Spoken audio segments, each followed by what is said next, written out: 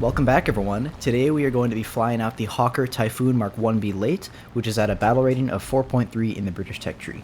I'm going to start off by saying that the Typhoon is a bit of a mixed bag with its flight model, and flying this thing isn't going to be for everyone. Although the all-round performance of the Typhoon is really good at 4.3, there are a couple of glaring downsides that can be seen as deal breakers for a lot of people, which actually included me when I started to fly this plane out. I actually used to not like this plane, but after I spaded it and gave it a second chance, taking 10 or 15 games or so to get used to the plane's ergonomics, which was mainly just getting used to the terrible roll rate, the Typhoon has become one of my favorite rank 3 props in the entire game. I do have a lot of footage for you guys today, so I'm going to split the video up into several parts that'll each show kind of a different scenario. First, we're going to start off with some general performance characteristics of this plane. Then we're going to talk about some ARB gameplay that starts with a short showcase of the guns, which includes head-ons, bomber kills, and just a couple of other examples. Then I have a couple of defensive flying scenarios, then several 1v1s, each versus a different plane, then some 2v2 stuff with me and my teammate fighting two J2Ms that are both above us, which is going to be using like bait and switch tactics. After that, I have some furball situations with lots of turning and target switching, then some boom and zoom situations, and at the end of the video, I will have 2 full matches for you guys to put it all together. I will leave some timestamps down in the video so you guys can have an easier time navigating. At 4.3, the Typhoon has excellent flight performance, being above average in all major performance metrics. I'm going to start off with the positives of this plane and then mention the bad aspects after that. The Typhoon can go just over 600 kilometers an hour at sea level, making it one of the fastest planes at 4.3. Usually, fast planes aren't very agile, however, the Typhoon is actually a really good turning aircraft. This plane will win a dogfight versus most of the non-Japanese planes that you'll face. It actually outturns Yak 3s and is nearly equal in a dogfight with a Ki-84. Trust me, I tested this in a duel with a Ki-84, and I was shocked that it was so close. It also has good MER, and this means that it keeps most of its speed in turns, and this is really helpful in ARB because having an easier time staying fast is a really good advantage to have. The Typhoon climbs pretty well below 3 kilometers, but it becomes pretty average above that altitude, and this plane is equipped with one of my favorite armaments in the entire game, which is a set of 4 Mark II Hispanos, which this is an extremely strong armament, especially at 4.3 BR, and most of the time enemies are going to be cut in half if you even land a short burst. The plane's main weakness is the terrible roll rate. It almost feels like the engineers who designed the Typhoon made every design choice possible to make the Typhoon's roll rate absolutely abysmal. The wings are massive and like 10 feet thick, yet they have these little tiny ailerons on the sides of them. And instead of the fuel tanks being in the fuselage like most planes, they're actually all in the wings instead. And the guns are also really far out on the wings too. Basically, all of the weight of this plane is away from the center, and there's this physics law having to do with the conservation of angular momentum, and when the center of mass is on the outside rather than towards the middle, the plane is just going to tend to have worse roll rate. We can see this with like the Typhoon having bad roll rate, and then a plane like a Focke-Wulf 190 or a Ki-43 that have all the mass in the center having a very good roll rate. The roll also compresses at high speed. Any speed above 600 feels like your roll completely freezes if you don't use the rudder, so try to refrain from going completely upside down at that speed, otherwise you're just at risk of crashing into the ground. Not only is the roll bad at high speed, it's also really bad at changing direction at low speed. Around 300 and below, the wings start to feel like you have elephants strapped to each of them. I hope that makes sense. Basically, the wings just feel really, really heavy.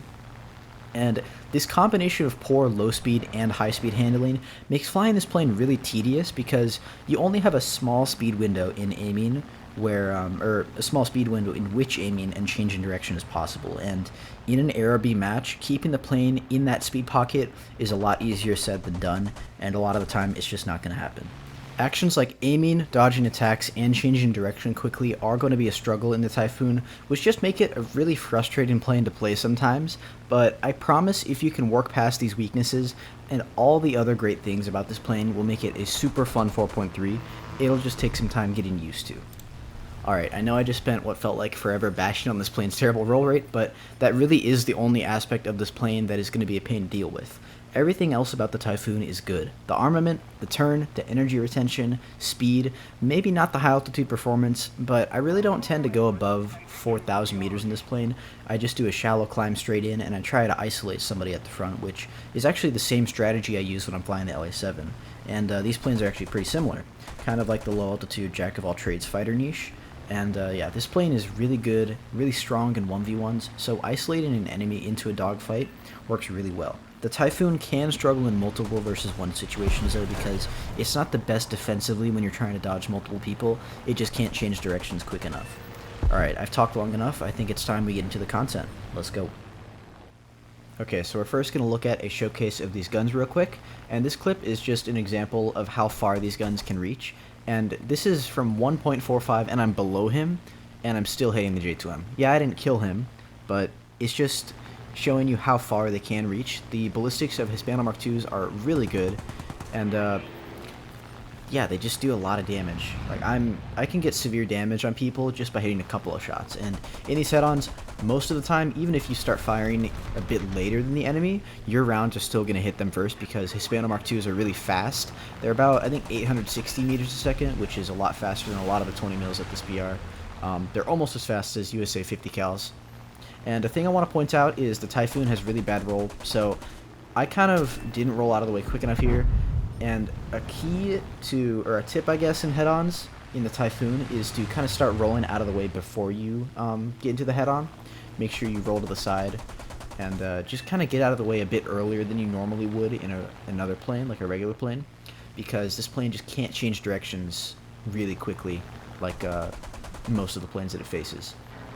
So yeah, you are at a bit of risk of getting hit in head-ons like that, and that has happened to me more than once, getting damaged in head-ons like that. So yeah, just a fair warning, but this plane can handle it. It's actually a pretty tanky aircraft. It has a fire extinguisher for the engine, so that is quite nice. And a lot of planes and a lot of guns at this BR actually do have some trouble killing bombers.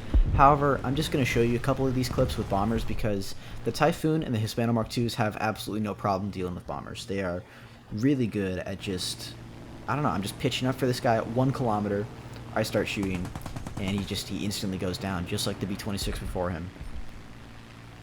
Yeah, these guns are great. I think Hispano Mark IIs, at least a set of 4 of them, they have to be my favorite guns in the game, at least for props. Like, 4 Mark II Hispanos is just my favorite armament. And yeah, I just incinerate bombers with 1 or 2 bursts, and that's about it.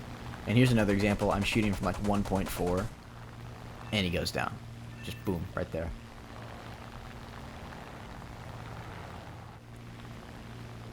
Okay, so on the other side, and this was taken maybe a month ago, this clip right here, the guns can do that. And yeah, I counted about 15 shots that hit him there in that one burst, and I'm going to show you this in slow-mo again, so you guys can actually see what happened. 15 shots right there in that one burst, and all of them were sparks. So that has happened to me a couple of times. I won't say their Hispano Mark IIs are super inconsistent, but there are times that will happen. And I saw, if you guys watch Cat Warfer, I saw his video on the Typhoon, and he actually had a lot more instances of that. So I don't quite know. I don't know. In my experience, I didn't have that many of those moments where my guns just failed to work. But yeah, I've seen it can happen, so be careful with that. And here's another problem. This clip is just going to show you how hard it is to get your guns on target, especially if you're going fast and if you're trying to fight a plane that has good roll. This is just going to be a long clip of me whiffing on a Focke-Wulf because I just can't get my aim directly on his plane. It's really hard to just be able to hit him. And he's just going to roll in front of my guns, and I can't, you know, I just can't, I can't get my nose on him because this plane is just really, really bad at changing direction quickly for a shot. Eventually, I do end up getting him because we both get slow. I have to dodge the A6M5, and luckily the rudder on this plane is actually pretty strong, so you are able to do, at these speeds at least, a pretty quick snap roll, and that does help. So now we're going to move on to the 1v1s, and I'm showing you this clip. This isn't necessarily a 1v1, I guess, or not like a duel, but it's just a Focke-Wulf A4. I'm showing you this because this is a clip before I get into a 1v1 with a 109, just kind of showing you how I got in this position. So I end up going after this Focke-Wulf. I sacrifice a lot of altitude and energy just to kill this guy, and I kind of noticed too late that I'm in a bit over my head here. I'm deep within the enemy's back lines, I should say, and I just kind of need to get out of here. But I can see there's a Focke-Wulf diving on me, there's a 109 diving on me, so I just need to exit. And normally the Typhoon is going to be able to outdive a lot of people, but if a 109 is this close on your 6, even if it's a 109, then it's going to be able to get pretty close. And I do eventually start outrunning him. However, we're so far away from all the other enemies that I'm pretty confident that I can just handle this guy in a 1v1. And yeah, the Typhoon will win against all 109s in a fight. Maybe not 109Es, but you're not going to be facing 109Es because you are 4.3. I think the highest BR 109E is a 3.0. So yeah, all the 109s that you face, F4s, G2s, G6s, you're going to just win in the 1v1 no matter what. You turn better, you have better low speed performance, low speed engine power, better flaps, and yeah, they can't really do much to you. You might have a bit of a struggle getting guns on target, but that's just kind of the nature of this plane. But yeah, as you can see, I'm just instantly pulling inside of this guy within 1 or 2 turns. I do miss a bit there, but it's not going to matter. I'm still firmly planted on his 6. There's nothing he can do.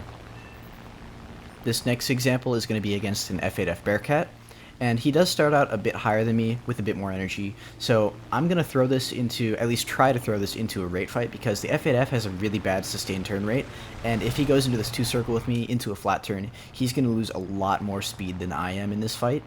And yeah, this is just going to allow me to set the equalize the energy a lot quicker.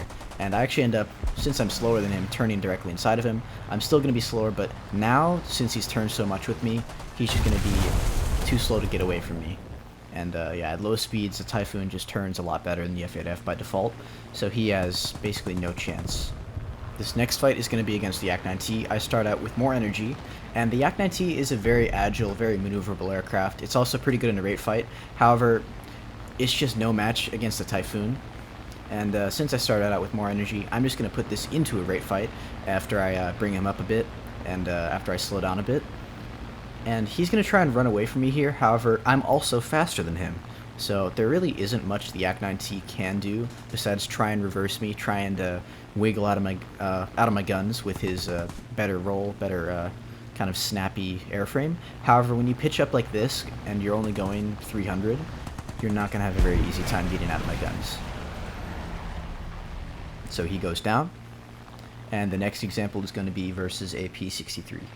And I'm waiting until this P38 breaks off, gives me some room to fight this P63, and yeah, once he does, I'm just going to aggressively turn back into the P63. And since I'm below him, he probably thinks that I don't have as much energy. However, I'm going 550, and I end up spiking him. I do just barely miss, but it's not going to matter because in these high yo-yos where I can kind of drop, I didn't necessarily need to drop my flaps here, but I just turn way better than him at these speeds.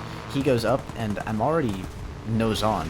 I end up getting a wing fire, and that's pretty much it. I can drop my landing flaps too. I see the LA5 coming in to try and steal it. He's not severe yet, so I'm just going to put a couple more rounds into him, and I just barely get severe right before the LA5 comes in and steals it.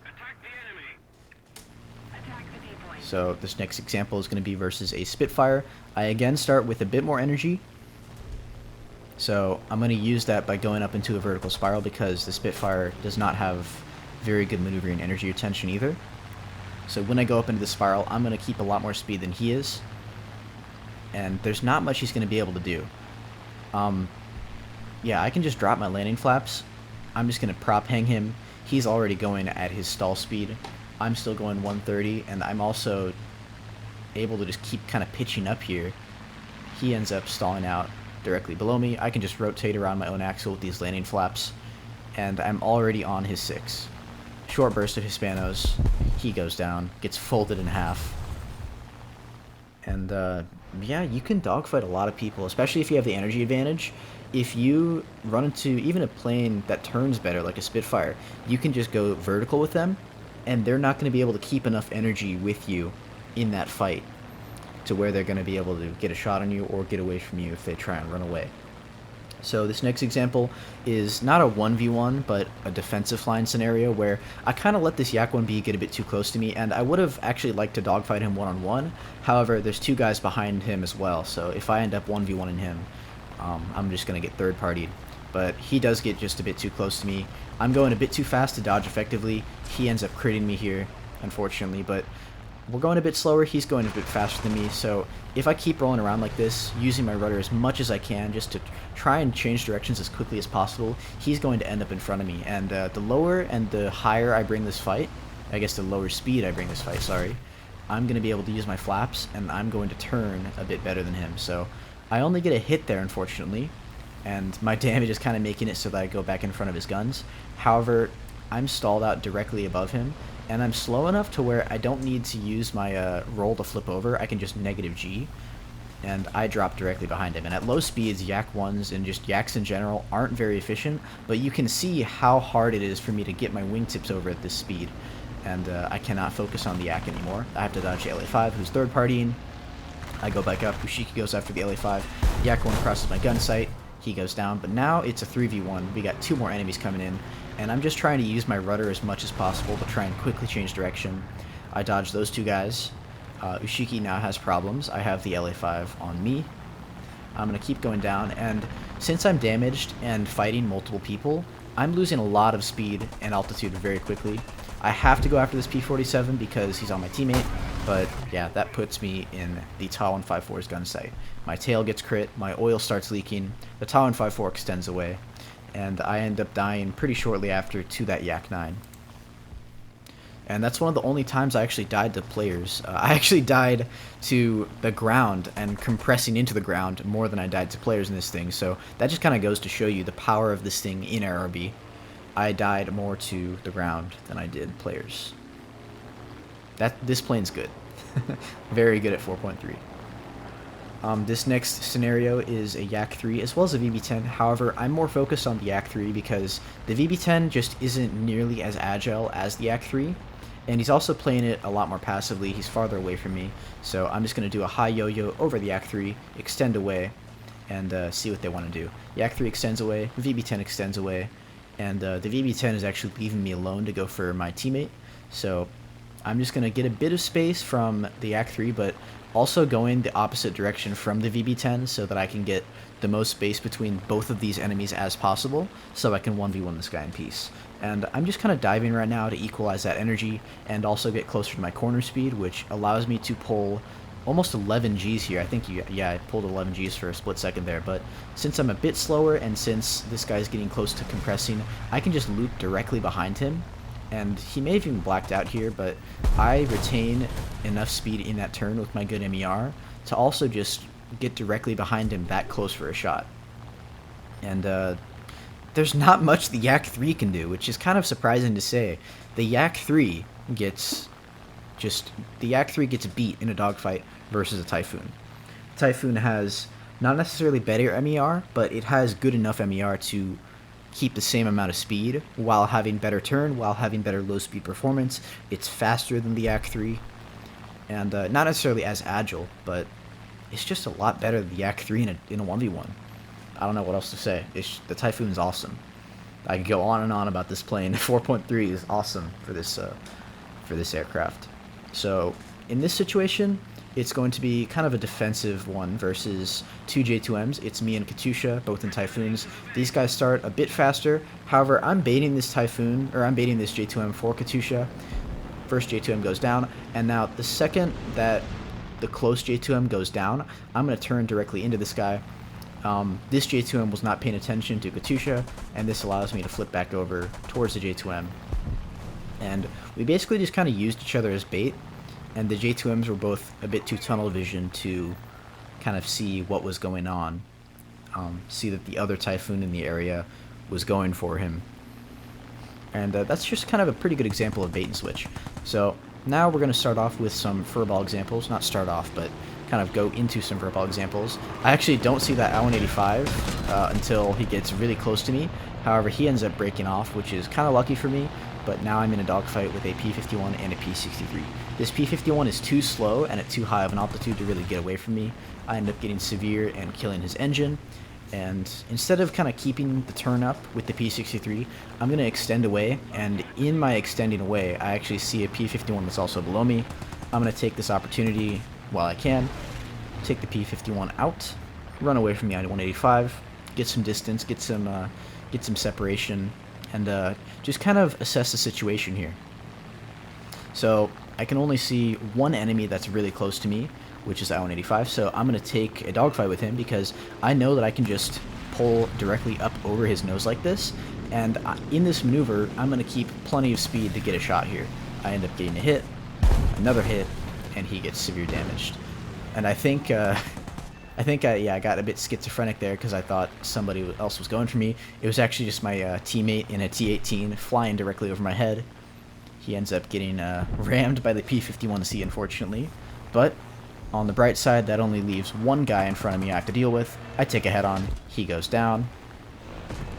And yeah, that's going to be the end of that clip.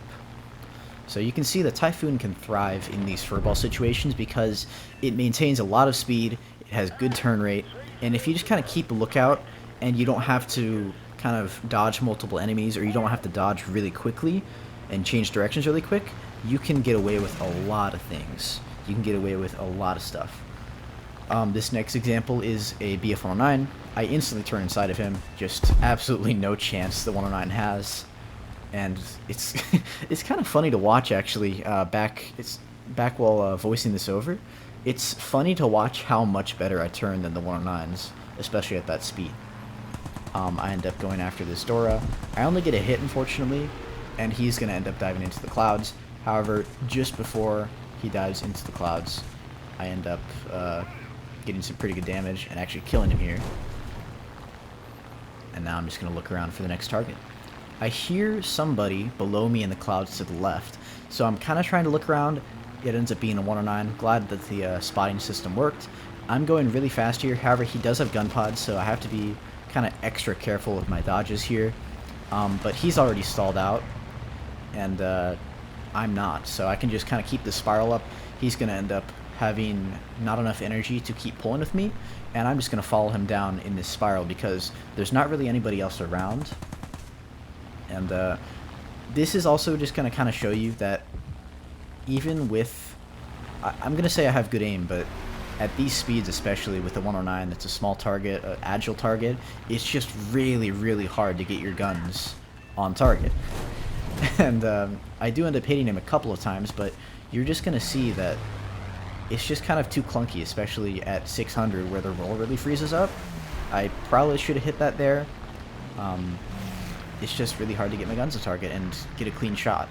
So I end up having to kind of forget about the 109 because a D30 is turning directly after me, but the 109 does actually cross my guns here, and I'm going slow enough to where my roll isn't going to be compressing. The 109's going slow enough to where it's I don't have to lead very much, so he ends up being a pretty easy kill. I keep turning out of the P-51 D30's guns, and the D30 is so tunnel visioned on me that he does not see a zero behind him. And yeah, in this rate fight, I actually win a rate fight against the P-51, but my teammates end up killing him before I can finish the rate fight. So this next example is going to be a boom and zoom situation instead of a furball. And at these speeds, the Typhoon really compresses, and its elevator actually starts compressing too. So I'm just not going to be able to get that shot. However, it's not really going to matter because I have way more energy than these guys. I can just do kind of a loop back over them, pick out which one I want to go for, and go for. But I'm first going to go for the Focke-Wulf 190C. He's just kind of a more opportune target. He goes down, and it was a bit of an early turn in front of this 109, but I really wanted to entice him to pitch up after me because I have so much more speed than him, and he's just going to have a really hard time getting his nose on me when he's going that slow. I end up pitching back down, and I actually hit a pretty good shot here. He goes down. Ta-154 comes in, and I'm still going about 400, so I'm going to try and chase this guy. However, the Ta-154 actually flat turns back into me for some reason. I don't quite know why, but after a couple more good bursts, this guy's just going to go down. There he goes. And this next example, another boom and zoom situation. We are above, I believe, 4 enemies, including the B-47, and this is on the map Smolensk. My favorite map because it is a cold map without the snow, so I can actually kind of see where my crosshair is. I'm going really fast here, but I'm going to be able to get this P-47 even though I'm compressing because he just doesn't see me. Make sure I don't ram his corpse there. And my rudder and roll, sorry, not my rudder, but my roll is really compressing, as you can see. I'm kind of just stuck in that knife edge position. but since I'm going over my top speed, I'm going to be able to kind of decelerate even in a straight line. I only end up getting a hit on that Key 43, and when he starts rolling around, there's just no way I'm going to be able to hit him. The Key 43 has like 5 times better roll rate, which is really crazy to say out loud. But yeah, it's just much more agile. However, I have more energy than him. He's really slow right now. And no matter how much he rolls, I don't have to lead very much here. All I have to do is just kind of predict where he's going to try and dodge, and he goes down. The F8, F1 goes down by the J22 in the background, which I think is pretty funny. I go head-on with the 0. He has no business going head-on with me, and he goes down. I find it pretty funny that an F8F died to a J22. The J22, probably the worst 3.7, got killed, or got a kill on one of the best 4.7s. Anyways, I'm pitching up for this XP50, spiking him, and he doesn't quite have his nose on me yet. However, at these speeds, my roll just isn't really good enough, and I kind of put my plane also in an awkward position where I was relying on my rudder to keep my nose kind of upright, so I end up only getting a couple of hits, not enough to kill him. However, he's not really focused on me. I take his tail control out, and that is going to be 5 kills. This next example is going to be an example more of a hit and run situation, not necessarily boom and zoom. I end up kind of looking for this guy in the clouds, finding him. He doesn't see me, but I see him. He goes down, and you can see the conga line of enemies down there. And eventually, I'm going to catch them. Typhoon is really, really fast on the deck. I believe it's one of the top 5 fastest 4.3s in the entire game. What else is there? The D10 Mustang, the F4U4. Mostly just allied planes that can outrun you. Yeah, this J21 didn't see me, spray him down, and since I'm going so fast, I'm not going to be able to pitch into that guy. That's okay though, because I can just continue on towards the front of the conga line where there are 3 more enemies. I'm going to go for the J22 because he's the closest to me, he's at the back, he's not going to be really paying attention. Take a quick shot, he gets blown to pieces, and I can't necessarily react. I almost actually get him, but my roll is just so bad at these speeds that I'm not going to be able to really react to that C202 dodging like that. Same thing goes for this P51. I'm kind of rolled the opposite direction of the way he's rolled, and at 650 you can see like I'm rolling at like 10 degrees a second. I'm never going to be able to hit that shot consistently. But I'm just going to keep going in a straight line, keep looking for that next target. That next target is going to be the 109, who's occupied with a P47. He gives me a full broadside. I don't really need to adjust my roll to that. He gets blown to pieces as well. And instead of going for the 109 to my left, who's already getting kind of engaged by other, like maybe 2 or 3 other people, I'm going to go after this P51, try and save my teammate in the Mosquito. And I can't quite pitch down enough for that shot because there was a ridge in front of me, and I kind of risked, if I really went for that shot, I kind of risked crashing into the ridge. But I'm just going to do a high yo-yo, get back on this guy 6, and after whiffing even more shots, he's still not paying attention to me, so I end up taking his engine out. And we're going to move on to the first full match of the video. So it starts off by me trying to spike this B-17, and this was a bit of an ambitious shot. I'm using stealth rounds here. I actually end up getting a crit, however, only a couple of rounds hit there because I was so far away. But honestly, from that range, I'm not too mad about a crit. Although it would have been pretty nice if I got severe. So we're just going to speed this part up. I'm above most of the enemies as I can see, at least the ones that I can see, because contrails are nice on snowy maps. You can see enemies that you actually can't spot with your radar. I end up going for this P51. In hindsight, it wasn't the best choice, but I just kind of wanted him out because P51s are a bit faster than me, and if I leave him alive for too long, they can be really annoying to deal with.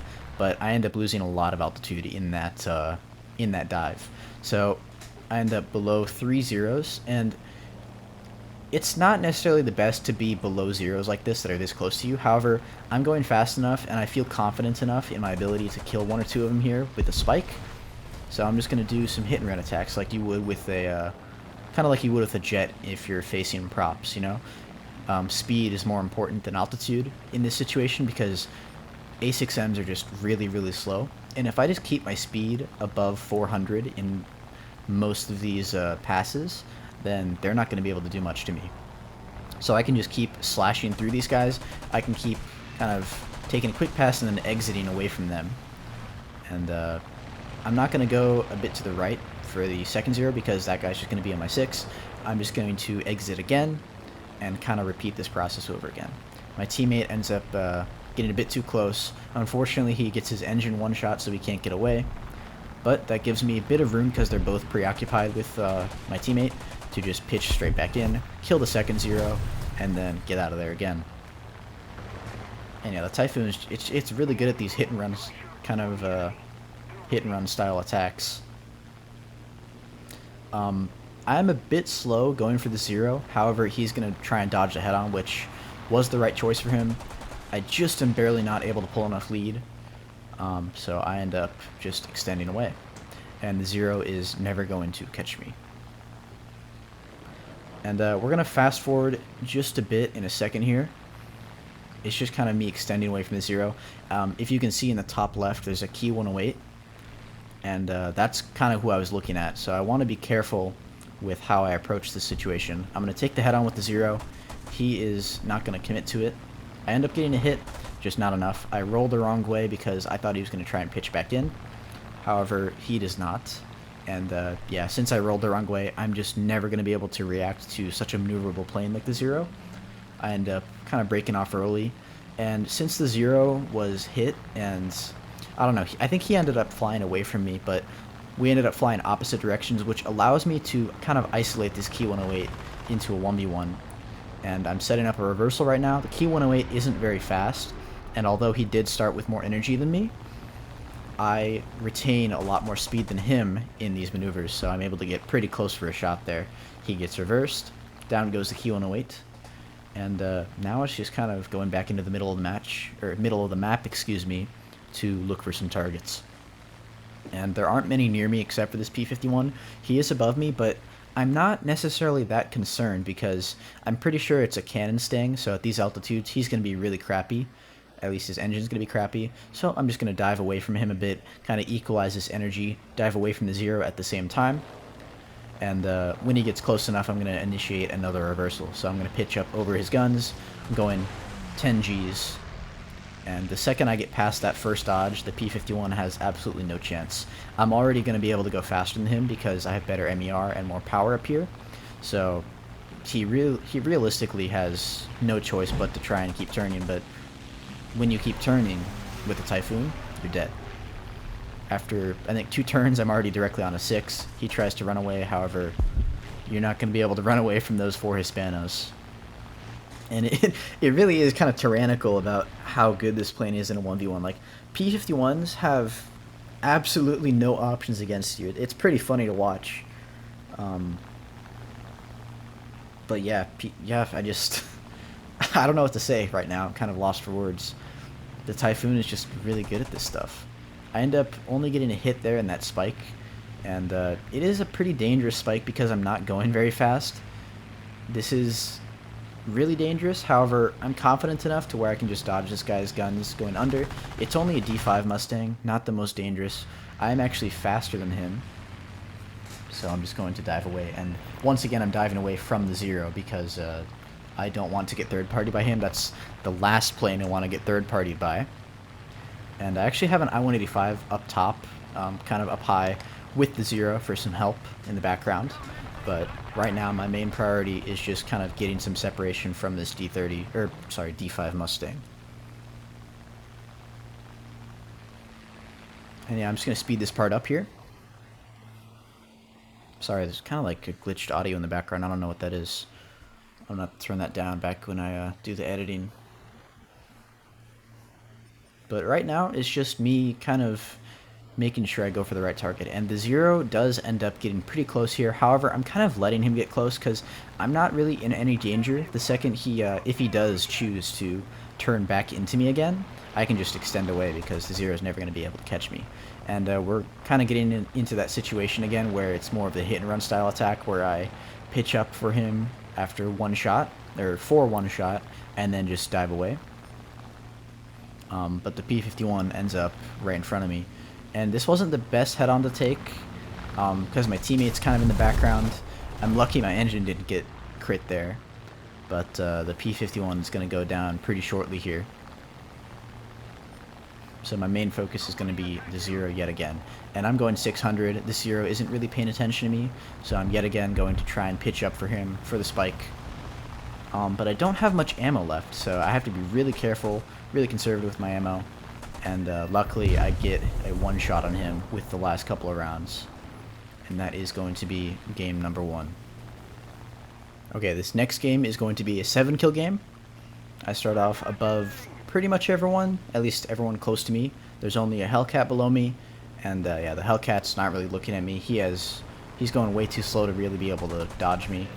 I take him out, and I'm just going to pitch back up, kind of gain some altitude, and just see what fighter I can isolate next. And that is going to be the LA7. He's kind of paying attention to my teammate, however, it looked like he actually had a nose on me. However, he ends up just not being able to see me. I get in his blind spot, get directly behind him, and this is another one of those instances where my guns just felt like his Sparkos again, kind of like they did like 5 or 6 years ago. I hit him like 30 times, it finally gets set on fire, finally goes down. I used a lot of ammo there, but that's okay because I end up getting the kill.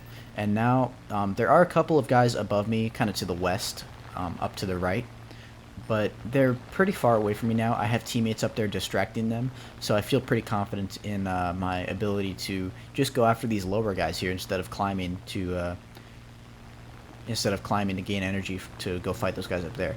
I can just ignore them right now, go for this 109. He gets hit in the head on, unfortunately, but he just doesn't have the energy to really be able to fight back here.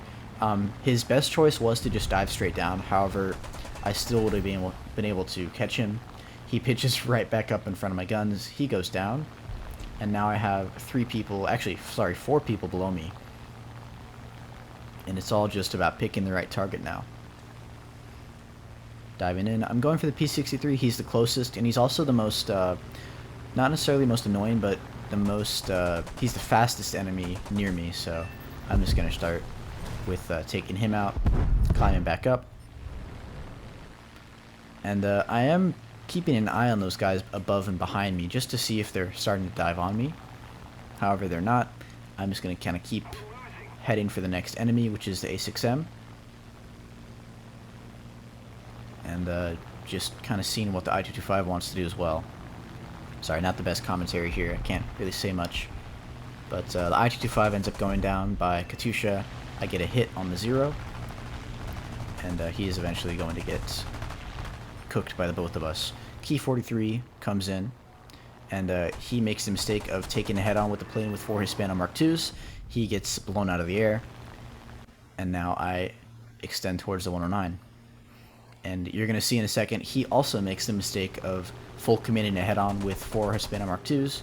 He gets cut in half as well, and that is going to be kill number 6.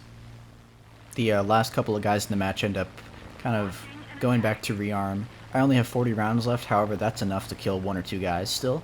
So I'm going to split S under this P63, engage in a dogfight with him because I'm just really confident that I can win this. I go up and over his wings, bait him into this turn, and the second he follows his turn, he is dead. I already have a bit more energy than him, even after I started that fight out slower. And this guy's just not going to be able to get away from me very easily.